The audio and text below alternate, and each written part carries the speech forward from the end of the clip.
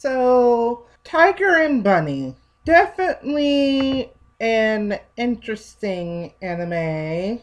Not bad, but definitely interesting. It's one of those that you kind of need to see for yourself to really understand what this anime is. But not bad, not bad, not bad. On the surface, it seems like a stereotypical hero anime or cartoon and what have you. But it kind of dives into some pretty relatable stuff like trust, getting older, parenting, or trying to parent, rather. And it pretty much hits the mark on these fairly well.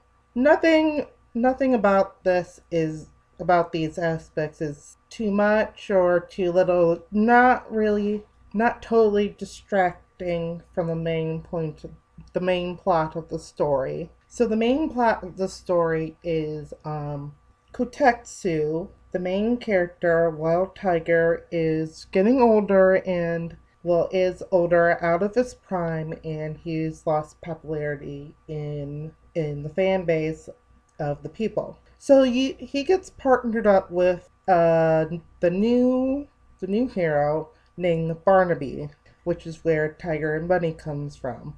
Kutetsu gives Barnaby the nickname of Bunny, and Kutetsu's hero name is Wild Tiger, hence the title Tiger and Bunny. But anyway, you follow them and the other heroes, which are Fire Emblem, Rock Bison, Origami Cyclone, Blue Rose, Dragon Kid, and Sky High. So you follow them as they do their superhero thing, fight the bad guys and what have you. And that story really has it. Really brings out the best in this anime because there's a lot of there's action that goes with it. You get to see the superheroes interact with each other. There's good banter between each superhero.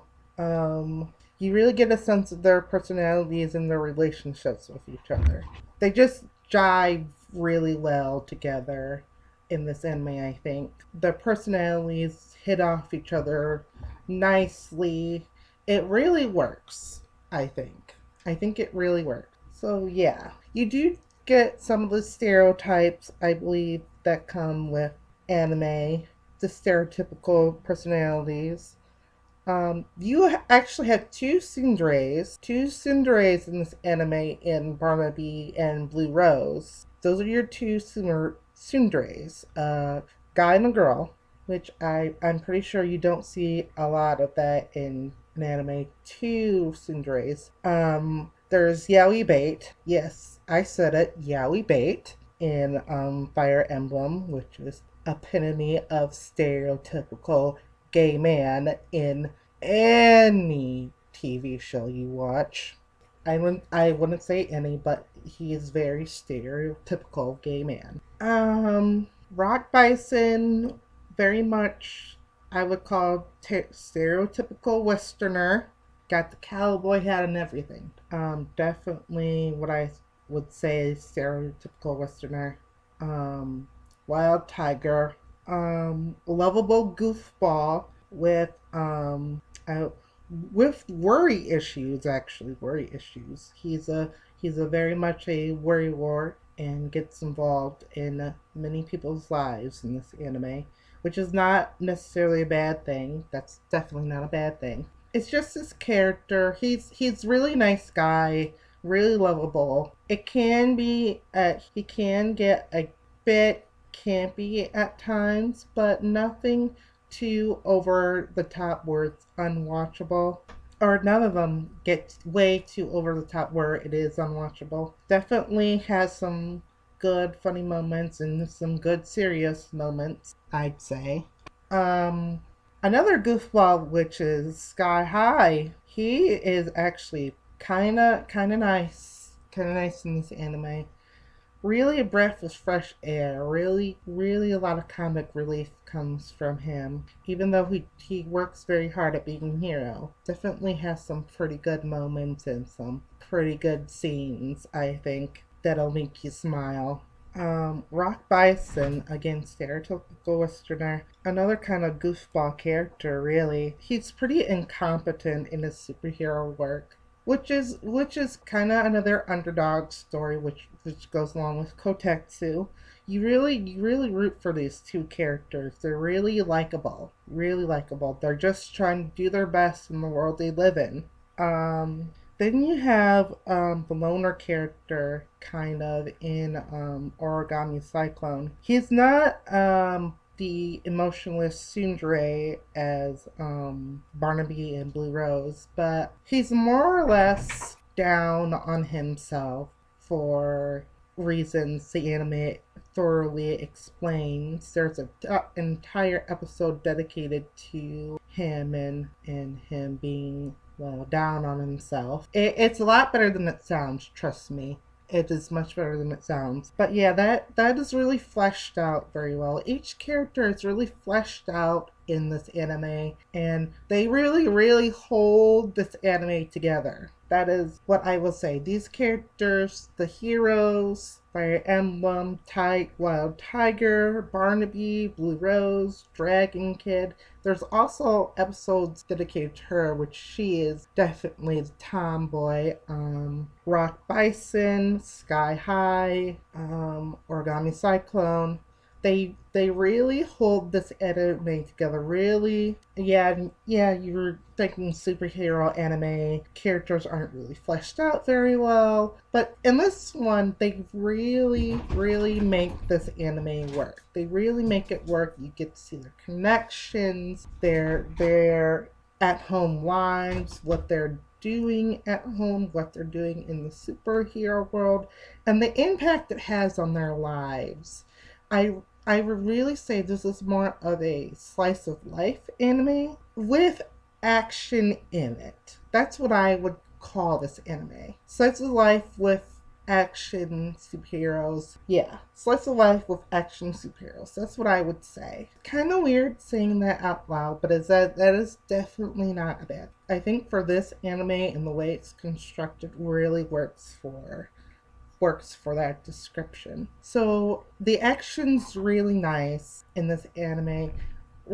Really not great action, but nice action all the same. I've seen better, I've seen worse. It is definitely on the average side, but again, I never got the feel that that was really the true focus of the anime and what's going on in it. I really think it's more about the characters than the action in it. But it can pick up at times and have really good action sequences, especially at the end. Those sequences are really good, really fleshed out, and really worth watching. The animation and art style itself is a bit weird because on the superhero costumes, a lot of them are 3D models, and the city itself in wide angle shots where you see the whole city. It's pretty much another 3D model. Certain statues are 3D models, and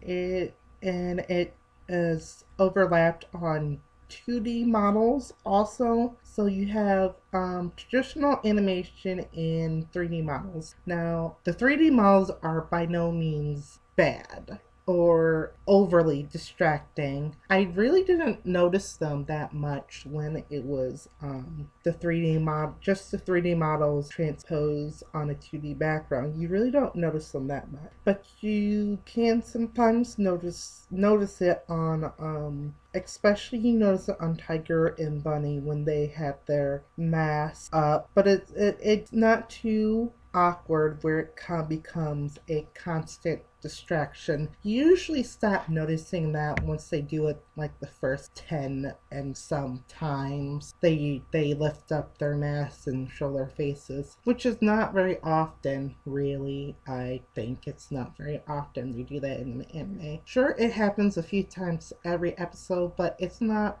overly extreme enough to say that that really ruins the anime. It's a little awkward your first time viewing it, but it's not as bad as it sounds when they just doing the flipping of the mask thing. The only time it really gets weird is at the end of the anime when you have a 2D head on top and the rest of the suit on the bottom. You basically have a 2D head on a 3D model suit, and it's really weird. It's really weird.